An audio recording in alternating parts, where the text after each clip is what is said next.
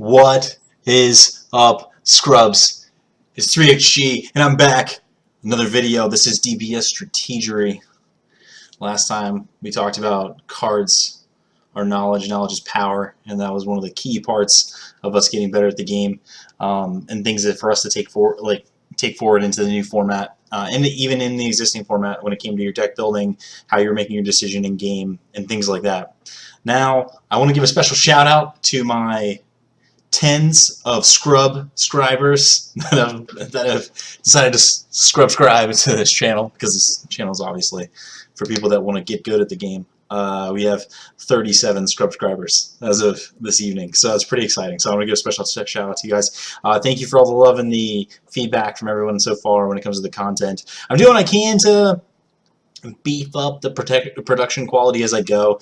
It doesn't take a lot of time and energy in order to do this. As you can see, I'm doing the whole thing where I have a backdrop now to my video, but I don't have a green screen or anything behind me to make this disappear, so that doesn't look as cool. But so this is what I'm doing. So on this episode of DBS Strategery, I'm going over something called to brew or to tune. Are we brewing this week? Or are we tuning this week? We have the shop championships coming up. Lots of them are coming up in a week's back-to-back. And this episode here is to kind of get you primed, kind of get you thinking about the metagame as you go into these shop championships and help you be successful as we go forward. So if we take a look at the metagame from ARG New Jersey, we had a big breakthrough. And that big breakthrough was Jordan Markle playing a three-color Ginyu deck, three-color Ginyu control with blue, yellow, and green. This deck is very good. I've played it myself.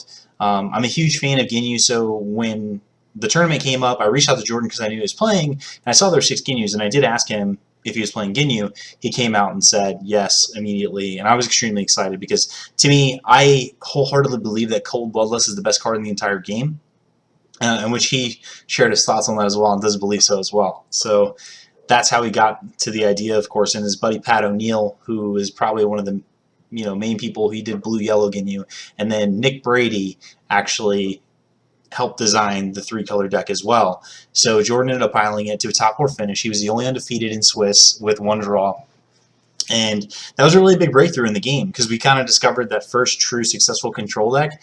And if you've taken the time, you've built the deck, and you've played against it, and it is hard to play against. You don't know how much to invest on each turn. You can easily misplay against that deck because you want to play your good cards, and that deck kind of stops you from doing it. And so in this episode, we're going to go over this weekend and what to do, what's going to be best, whether if we want to brew a deck or do you want to tune a deck.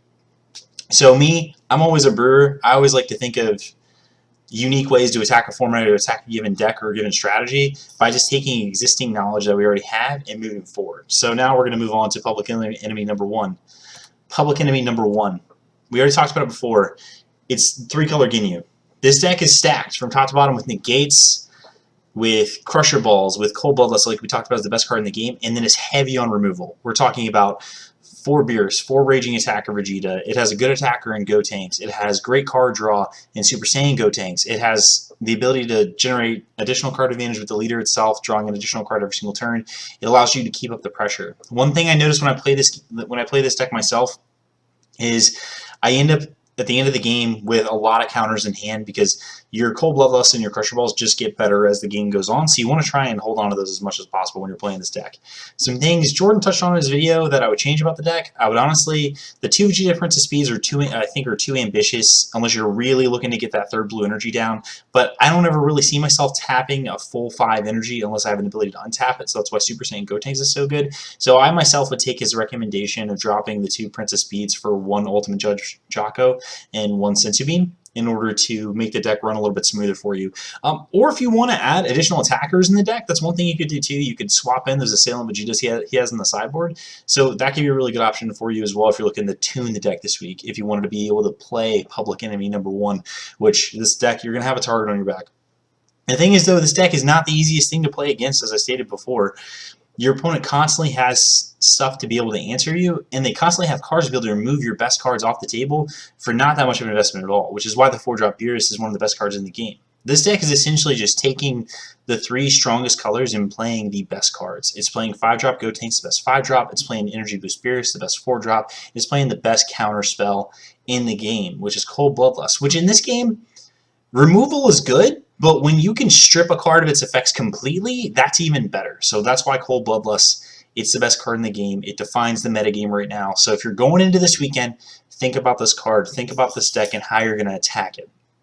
So moving on to the next topic, we're going to go into things that I think you should avoid going into this weekend. So going into this weekend, I think what you should do is you should avoid playing decks that revolve around the Broly engine. Yes, the Broly engine. The main reason why, the 1-drop Broly, if it gets killed, which it will really easily because the deck plays, the deck you're going to be playing against plays full power energies, and they know that evolving Broly is your easiest way to be the most efficient. That's going to cause problems for you. So having the ability to kill that 1-drop and take away the ability to evolve into the 5-drop basically makes your 4 Rampaging Life Form Bio Brolys blank cards, which you never want in a game. And even worse so is the 6-drop Broly, the Rampaging Horror. Even if you're playing green-blue, like having 4 energy that you have to tap in order to play him be green makes this a really difficult card to want to play with, and Cold Bloodlust makes the card even worse. Cold Bloodlust is going to strip the ability completely. You're not going to be able to make your opponent lose 2 cards, and you've sunk 6 energy into this, 4 of it being green, so you're not going to be able to make an additional play that turn if you wanted to, unless you have a lot of Senzu Beans to be able to untap, but then you've wasted all your resources. So this week, I would not play Broly. This week, I think the Broly engine is bad. I think in order for us to combat this deck, we really need to focus on playing lots of threats, so lots of threats at the 3, the 4, and the 5. Don't let your curve go that high, and if you do, let the devotion at the top of your curve not be that hard to reach. So for instance, I wouldn't want to play something like, again, Broly the Rampaging Horror because it requires 4 green. I wouldn't want to play something that requires too much blue at the top of my curve because, again, I want to avoid tapping out if I'm playing a dual color deck. But I do want to play something that's really strong. And so with that being said, we should go into how we're going to attack this deck. And how we're going to attack this deck is we're going to play a lot of threats. And we're going to force them to use their Bloodlust and their Crusher's Balls as early as possible. And we're going to keep the pressure on. But how do you do that? How do you make sure that your resources aren't burned up? How do you make sure that you can stay in a game and stay at card parity? There's a lot of things you have to think about this matchup, and you have to play around the removal. And one of the crux of the deck itself, the Cold Bloodlust deck, the Ginyu deck, is since it runs 18 extra cards, there's a lot of times where they can't combo. So what we have to do is a few things. We have to put pressure on. We have to, by playing a lot of threats, we also have to put pressure on by jamming attacks and forcing them to combo as opposed to negate, or run them out of negates. And then we have to run their hand really low of all of their combo pieces, so then they just get down to those counter cards, and now we have them in a position where a couple attacks here and there is going to kill them, because any person that's playing the Ginyu deck is going to be trying to rush and awaken at 4 so they can continue to get a head on cards. The Ginyu deck draws a lot of cards, it sees a lot of its answer, and we have to try and mitigate that same way. And playing the Broly package is not the answer. You're going to fall behind on cards. Cold Bloodlust is going to eat you alive throughout the game, and you're going to be investing a lot of energy on those turns, and you don't want to have to. So what we're going to do is we're going to go what I think I would play. If I were going to be playing a shop championship this weekend, this is my approach I would take if I wasn't going to play a Cold Bloodlust deck. If I was going to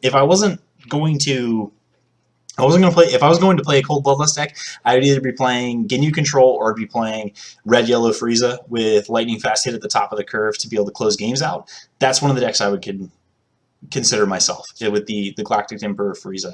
But otherwise, if I wanted to play something different, I would stay blue-green, the color combination, because it's really solid, but I would go a little bit differently, and I'd go with a different leader, not Vegeta. I would play Soul Striker Goku. Main reason why I play Soul Striker Goku is a few things. So number one, he untaps 2 energy. This is really big for when we start going into the different cards I play in the deck. It's going to allow you to stay efficient, and if you do get burned, if you do have something get Cold Bloodlusted or Crusher Balled, or you lose that investment that you wanted, you have the ability to kind of salvage it a bit by untapping 2 blue energy and making yourself continue to be more efficient. So once you get a certain number of energy on the board, whether it be 8 being the magic number, you can pay 4 for something, untap 2, and then play another threat if you need to. So I really like Soul Striker Goku for the ability to stay efficient on your turns, even if something happens, even if you get removal. And it allows you to, when you're trying to push late game, you have access to, again, untapping energy to then play another threat to then try and swing to close out a game. Another thing that I like about it is that if you have 5 or more energy, you gain plus 5k. This is really important because this is part of that other piece we were talking about of running them out of combo pieces. This plus 5k does that. So we really need to focus on running them out of cards, and this helps you. Once you get the plus 5,000 power, you're now 20k whenever you swing in. They have to give up at least a card. They have to give up 10k to get over you, to stay alive, to save from taking damage. And as we know, they get down to 4. So the more pressure you can get on them, the more threats you can put on the board, and the more you can turn this guy sideways to gain an advantage is huge for you.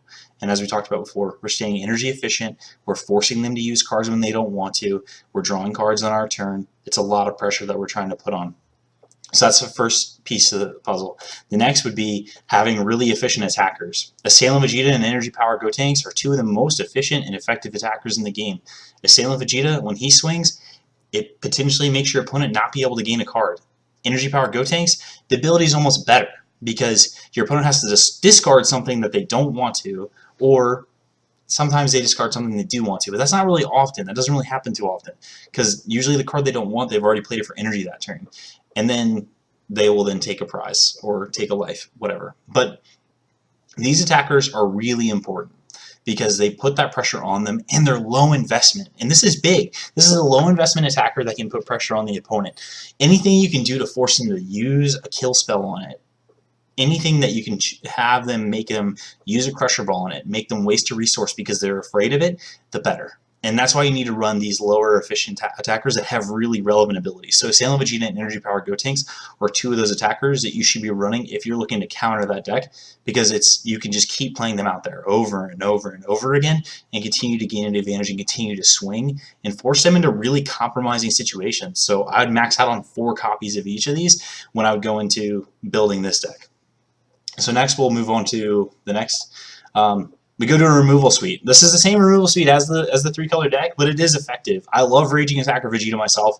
I've always liked that card because it has the counterplay to it. That doesn't come into effect too often, but you have the option to make it happen. And then, of course, you have the best 4-drop in the game, Energy Boost Beerus. Kills anything on the table. You want, again, these are 2 more things that your opponent has to think about killing with their removal, and they have to think about using their Cold Bloodlust or Crusher Ball on.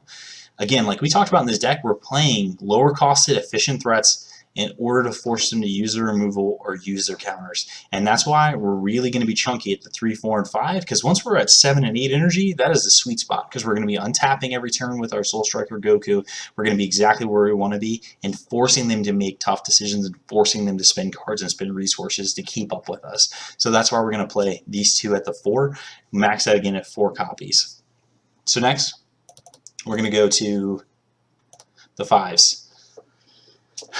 Super Saiyan Gotenks, best 5-drop in the game. You're going to play 4 of these. You're probably going to play 3 Princess Peach Vegetas just because of the 3 devotion to blue is really hard to get to. So you're going to want to play a lesser amount than you would the Super Saiyan Gotenks, who's easier to cast. And of course you have the Evolve. What I like about playing Princess Peach, if you wanted to play a 4th copy, you definitely could, but you're going to want to save extra space for the top of our curve here, because the Evolve is just 2 blue and 2 energy, which is much easier. And we're running a lot of Vegetas. That's the bright side about running Assailant and Raging Attacker, is we have multiple Vegetas to be able to evolve off of. So Princess Speed, really good in this deck, draw extra cards. And these are threats, again, they either have to think about Cold Bloodlusting, they have to think about Crusher Balling, they have to think about killing off the board with their Beerus. These guys are extremely effective at what they do. So again, like we said, we're focusing a lot of our deck space at the 3, the 4, and the 5, because we're going to be able to play multiples of these on our turns whenever our energy goes up. And so that's what makes Soul Striker Goku great. A lot of people like to use the Broly engine with Soul Striker Goku because he lets you play the Brolys on curve, but as I stated before, Broly is bad. So what we're going to do is we're going to take the same premise of Soul Striker Goku decks, and we're just going to fill them with efficient threats, high value cards that they have to kill or want to Cold Bloodlust. So now we're going to go to the top of the curve. Top of the curve, 1-hit Destruction Vegeta. This card is great. This card is bananas. It's permanent ability saying that as long as you have 7 energy, while this card in your hand It's gaining. You can play it for free, evolve for free. Your opponent, they can't interact with it. If they cold bloodlust it, all they're taking away is triple strike from the turn, but guess what? You're going to untap your next turn. You have a triple striker on the board. You get to put pressure on the opponent. And like you got to evolve. So all these Vegetas we're playing, we're adding up into something really big. So that's why Soul Striker Goku, again, huge. And one-hit destruction in combination with that is ultimate energy efficiency. We're talking about we can play our hand out if we wanted to. We could play a 3-drop Vegeta. We could play, you know, a 4-drop Beerus. We could untap 2. We could play another threat, and then we could drop a one-hit destruction. And now our opponent is facing down all these attackers, and we're putting so much pressure on. And that's why I like one-hit destruction at the top of the curve. Not too much devotion with only 2 blue in order to be able to cast it. If you wanted to hard cast it aside from evolving it, but otherwise, this is extremely great threat to end our curve with. And again, it keeps the concentration at our 3, 4, and 5 slots, so we're staying heavily energy efficient. We're not going to go past 6 in this deck. We're going to stay here at one-hit destruction Vegeta as the top of our curve, and this is how we're going to be able to grind out those games and win. We're going to be playing Assailant Vegetas. We're going to be playing energy-powered Gotenks, Raging Attacker Vegetas, Beerus, Super Saiyan Gotenks, Princess Speeds, one-hit destruction. This is so many threats the opponent is going to have to think about across the course of the game. So this deck is definitely going to be more mid-rangey. Like, it's not aggressive, it's definitely not control, but when we get to the later part of the game, we are looking to just put threat after threat after threat on the table, and that's why I think that this is a really good choice. My last remark about the deck, I would run results of training times 3 in the main deck. Main reason why you don't want to get stuck. The faster you can get to the backside, the faster you can get to the Soul Striker side, the better off you're going to be in that matchup. It's going to put you way ahead, and then the additional copies just become blue energy, which I like. I like having predetermined energy when I build my decks. I like being able to decide, okay, once I get this card down, now it's just energy. This is just an island. Like, this is going down. So we're going to run 3 results of training, and that's how we're going to finish it up, and that's how we're going to be able to flip over to that backside and continue to be highly energy efficient. We're going to keep playing out threats, and that's how we're going to win the game. So thank you guys for tuning in. Thank you to the tens of subscribers across DBS Nation, Scrub Nation. Thank you so much for watching. Please subscribe, click the notification button, whatever you have to do. I truly appreciate you taking the time to watch the video. You guys have a good night, and I hope you get good scrubs. Thanks.